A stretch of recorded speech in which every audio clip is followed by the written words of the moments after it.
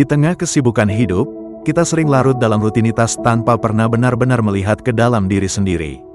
Pikiran kita dipenuhi oleh distraksi, media sosial, tugas, tekanan hidup. Akibatnya, kita kehilangan kesadaran akan diri sendiri. Tapi apakah kalian tahu, ada satu praktik yang dipercaya dalam berbagai tradisi filsafat timur sebagai jalan untuk mencapai kesadaran diri yang lebih dalam? Ya, puasa. Lebih dari sekadar menahan lapar dan haus, puasa adalah sebuah perjalanan menemukan kembali diri sendiri. Ini bukan sekadar tradisi religius, tapi juga praktik filosofis yang telah dipelajari oleh para pemikir besar di timur selama ribuan tahun. Dalam video ini, kita akan membahas bagaimana puasa dapat meningkatkan self-awareness menurut filsafat timur, dan bagaimana praktik ini bisa mengubah cara kita melihat dunia dan diri kita sendiri. Bagian 1. Puasa bukan sekadar ibadah, tapi jalan menuju kesadaran. Saat kita mendengar kata puasa, kebanyakan orang langsung berpikir tentang ibadah dalam agama Islam, Hindu, Buddha, bahkan tradisi Taoisme dan Konfusianisme. Namun, dalam filsafat timur, puasa bukan hanya soal menjalankan ritual keagamaan. Puasa adalah alat untuk memahami diri sendiri, sebuah metode untuk mencapai pencerahan dan kesadaran lebih tinggi. Laozi dan Taoisme, kekosongan yang menghidupkan. Dalam ajaran Taoisme, Laozi mengajarkan bahwa kehidupan mengalir seperti air. Kita seringkali terlalu sibuk melawan arus, sehingga kita lupa untuk diam dan merasakan. Puasa, dalam tradisi Tao, bukan hanya tentang makanan, tetapi juga tentang mendiamkan pikiran dan keinginan-keinginan duniawi. Saat kita tidak sibuk mengejar kesenangan dunia, kita bisa lebih peka terhadap suara batin kita sendiri. Laozi berkata, dengan mengosongkan diri, kita justru menemukan yang sejati. Ini adalah konsep Wu Wei, atau bertindak tanpa paksaan. Dengan berpuasa, kita melatih diri untuk tidak selalu tunduk pada keinginan tubuh dan ego. Buddha dan jalan tengah, menjauh dari ekstrim. Siddhartha Gautama, sebelum menjadi Buddha, mencoba berbagai metode spiritual, termasuk puasa ekstrim. Dia berusaha menekan tubuhnya hingga hampir mati, dengan harapan mencapai pencerahan. Namun, di bawah pohon Bodhi, dia menyadari bahwa jalan ekstrim bukanlah jawabannya. Buddha kemudian mengajarkan jalan tengah, Majjhima Patipada, keseimbangan antara pemenuhan kebutuhan tubuh dan pengekangan diri. Dalam konteks self-awareness, puasa mengajarkan kita untuk tidak diperbudak oleh keinginan, tetapi juga tidak menyiksa diri. Dengan menahan diri sementara, kita bisa memahami sejauh mana tubuh mengendalikan kita, dan seberapa besar kita bisa mengendalikan tubuh. Bagian 2. Kesadaran diri dan ilusi identitas. Saat kita berpuasa, tubuh mulai berbicara dengan bahasanya sendiri. Perut berbunyi, tenggorokan terasa kering, kepala sedikit pening. Tubuh seakan memohon, beri aku makan, beri aku minum. Pikiran pun ikut bereaksi, aku lapar, aku lemas, berapa jam lagi waktu berbuka. Tapi mari kita berhenti sejenak dan bertanya, siapa yang sebenarnya merasa lapar? Dalam filsafat Advaita Vedanta, ada ajaran mendalam, Tattvam Asi, engkau adalah itu. Ini mengajarkan bahwa identitas sejati kita bukan tubuh, bukan pikiran, bukan emosi, melainkan sesuatu yang lebih dalam, kesadaran yang mengamati semuanya. Saat kita merasa lapar, tubuh kita memberikan sinyal. Tapi ada sesuatu dalam diri kita yang menyadari rasa lapar itu. Ada sesuatu yang mendengar suara pikiran yang berkata, aku ingin makan. Jika kita bisa mendengar pikiran itu, berarti kita bukan pikiran itu.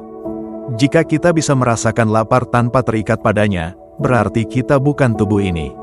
Coba perhatikan saat puasa, lapar itu datang, lalu pergi, kadang kuat, kadang melemah.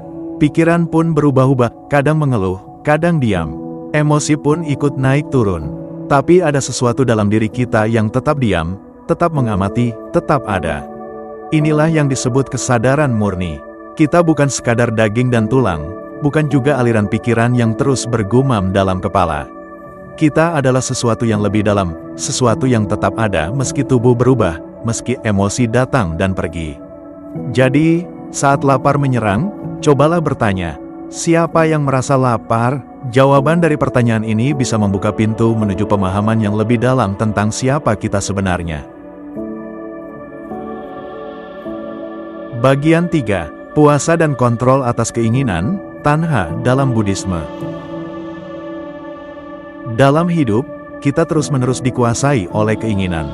Kita ingin makan saat lapar, ingin minum saat haus, ingin dihargai, ingin merasa nyaman, ingin mendapatkan sesuatu yang lebih baik dari yang kita miliki sekarang. Tanpa sadar, kita seperti terjebak dalam pusaran keinginan yang tidak ada habisnya.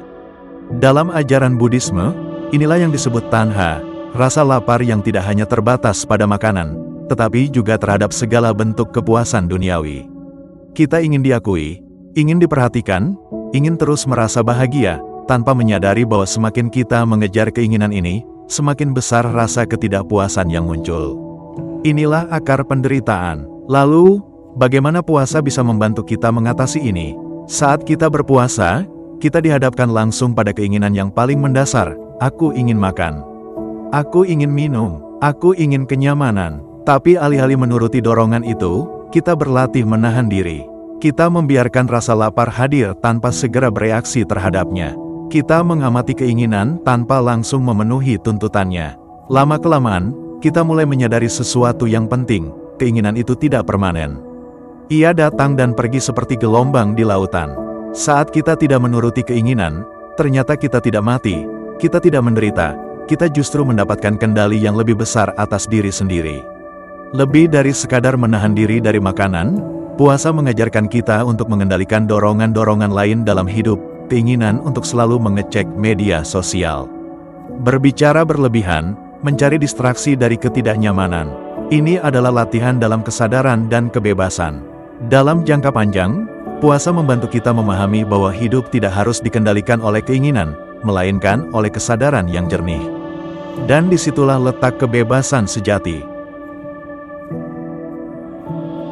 Bagian 4. Manfaat self-awareness dari puasa. Jadi, bagaimana puasa bisa meningkatkan kesadaran diri, self-awareness? Puasa bukan hanya tentang menahan lapar dan haus. Ia adalah perjalanan menuju kesadaran diri. Saat kita berhenti sejenak dari rutinitas makan, kita mulai menyadari hal-hal yang sering kita abaikan. Bagaimana tubuh bereaksi terhadap rasa lapar? Bagaimana pikiran menciptakan keinginan?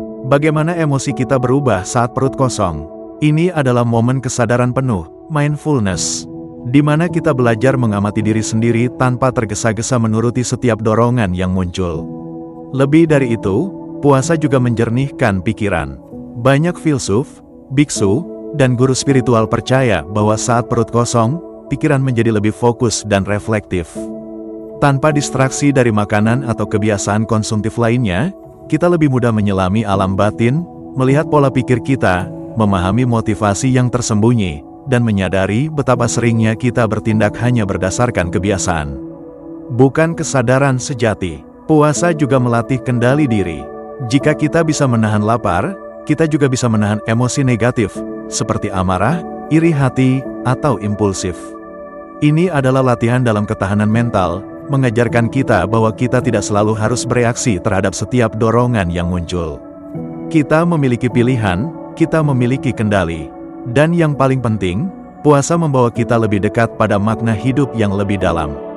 Dalam filsafat Timur, tujuan hidup bukan hanya soal kesuksesan material, tetapi tentang mengenali siapa kita sebenarnya, di luar identitas sosial dan keinginan duniawi.